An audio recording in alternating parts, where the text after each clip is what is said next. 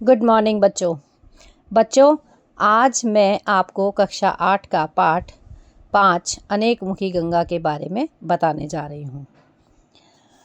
बच्चों, यदि नदियों की चर्चा की जाए तो यह बात सर्वमान्य है कि प्राय सभी नदियाँ जीवनदायिनी हैं। जीवनदायिनी मतलब जीवन को देने वाली हैं। फिर भी गंगा का महात्म्य सर्वोपरि है। गंगा कई घाटी नदियों का उद्गम स्थल है, तो दूसरी ओर कई बड़ी नदियों की शरणस्थली भी है।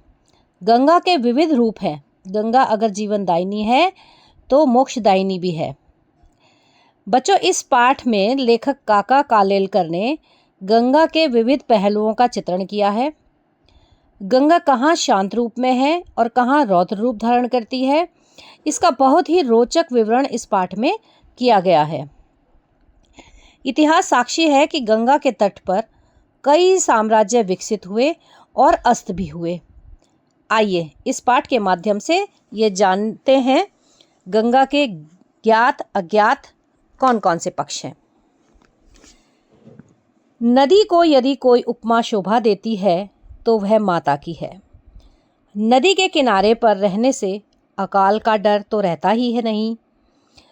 मेघ राजा जब धोखा देते हैं तब नदी माता ही हमारी फसल पकाती हैं। नदी का किनारा यानी शुद्ध और शीतल हवा नदी के किनारे किनारे घूमने जाएं तो प्रकृति के मातृ वात्सल्य के अखंड प्रवाह का दर्शन होता है। नदी बड़ी हो और उसका प्रवाह धीर गंभीर हो तब तो उसके किनारे पर रहने वालों की संपन्नता उस नदी पर ही निर्भर करती है। सचमुच नदी जन समाज की माता है।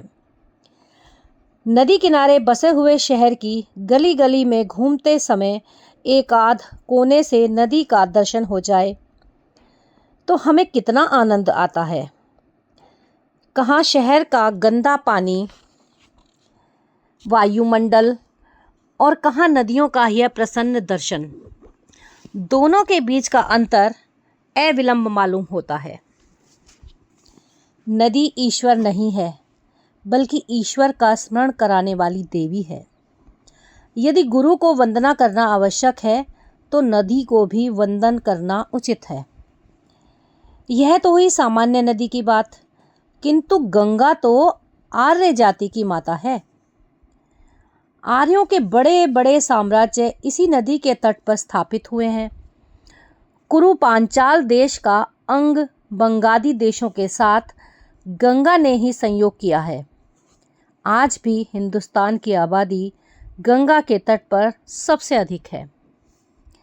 जब हम गंगा का दर्शन करते हैं तब हमारे ध्यान में सिर्फ फसल से लहलहाते खेत ही नहीं आते, न सिर्फ माल से लदे जहाज ही आते हैं, अपितु वाल्मीकि का काव्य, बुद्ध महावीर के विहार और चैत्य, अशोक, समुद्रगुप्त या हर्ष जैसे सम्राटों के पराक्रम और तुलसीदास या कबीर जैसे संत जनों के भजन, इन सब का एक साथ स्मरण हो जाता है।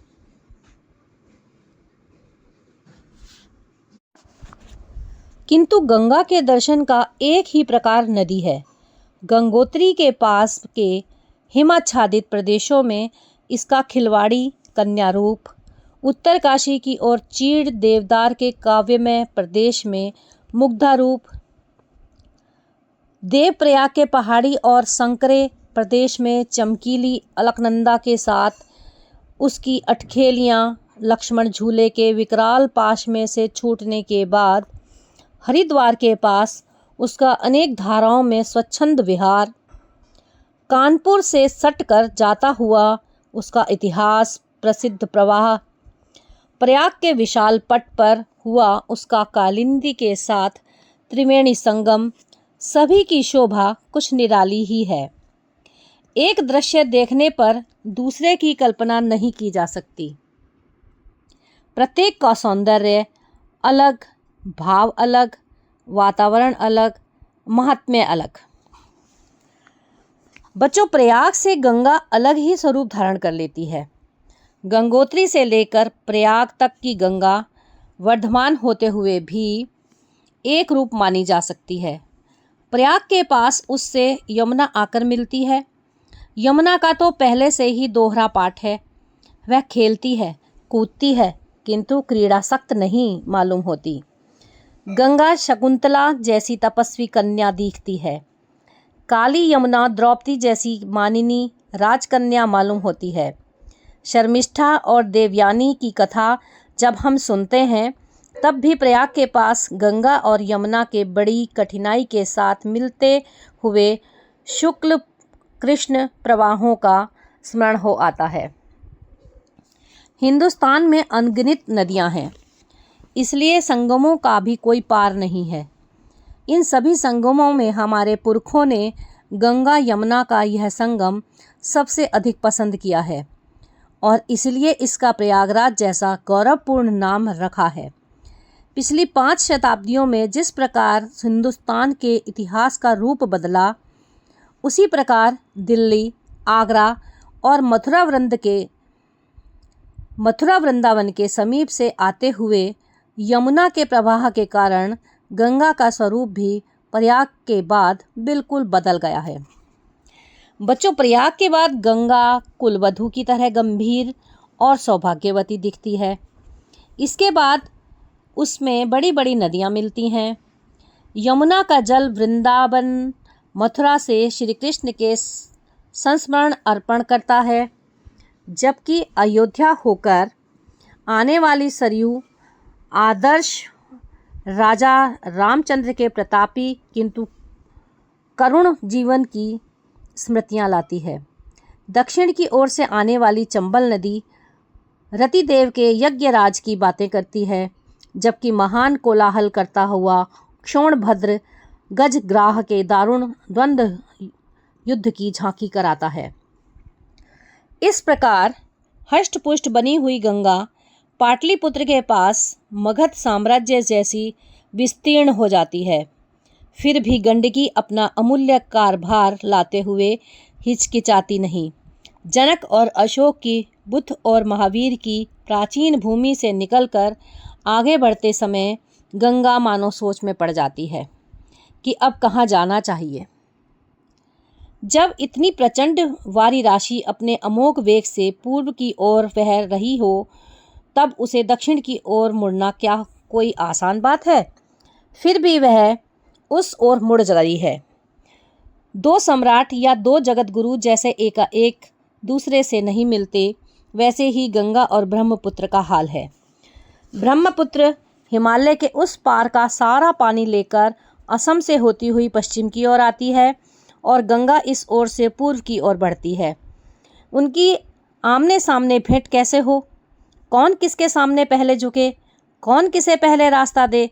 अंत में दोनों ने तय किया कि दोनों को दक्षिणे धारण कर सरितप्ती के दर्शन के लिए जाना चाहिए और भक्ति नम्र होकर जाते समय जहाँ संगम हो, रास्ते में एक दूसरे से मिल लेना चाहिए।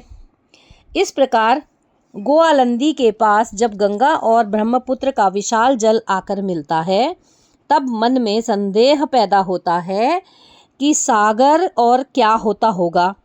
विजय प्राप्त करने के बाद कसी हुई खड़ी सेना भी जिस प्रकार अव्यवस्थित हो जाती है और विजयी वीर मन में आए वैसे जहाँ तहाँ घूमते हैं, उसी प्रकार का हाल इसके बाद इन 2 महान नदियों का होता है। अनेक मुखों द्वारा वे सागर में जाकर मिलती हैं। प्रत्येक प्रवाह का नाम अलग अलग है और कुछ प्रवाहों के तो एक से भी अधिक नाम हैं। गंगा और ब्रह्मपुत्र एक होकर पद्मा का नाम धारण करती हैं। यही आगे जाकर मेघना के नाम से पुकारी जाती हैं। यह अनेक मुखी गंगा पहले ही की तरह हमें अनेक प्रकार की समृद्धि प्रदान करती जाती है, किंतु हमारे निर्बल हाथ उसको उठा नहीं सकते। बच्चों, आपने देखा कि किस तरह से काका कालेलकर ने यहाँ पर गंगा के अनेक रूपों का वर्णन किया है। आशा है आपको समझ में आया होगा। धन्यवाद।